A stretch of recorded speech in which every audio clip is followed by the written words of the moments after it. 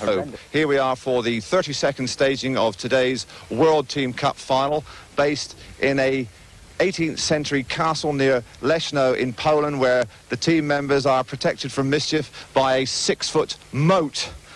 And enjoying life in Polish baronial style, we have two members of the England squad on duty today, Chris Morton, the captain, and Simon Wigg.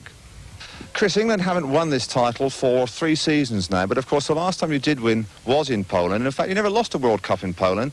Does that mean anything today? Yes, I was looking at the record myself. We've got a very good record in Poland, and the thing is, we've got to take advantage of that, and there's a lot at stake today, and we're really going for it.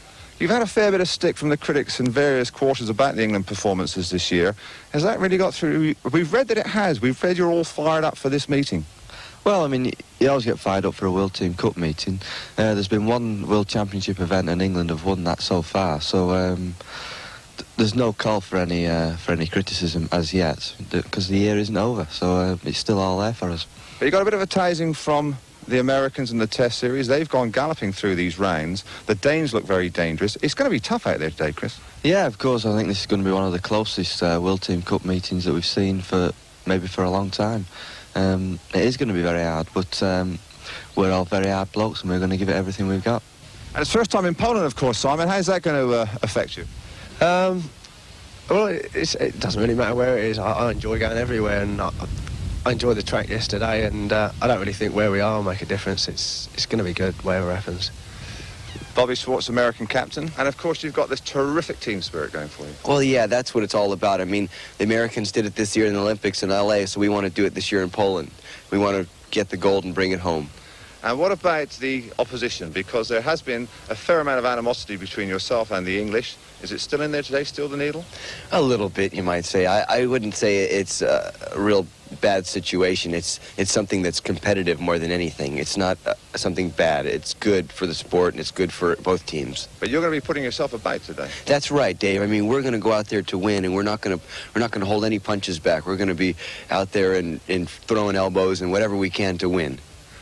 Well, they certainly do things differently in Poland. This afternoon's staging venue is named after the first Polish Speedway champion, Alfred Spoczek, and he was awarded the title after he died.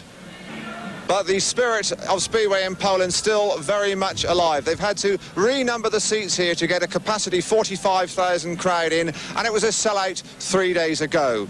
So everything set for the 1984 World Team Cup final.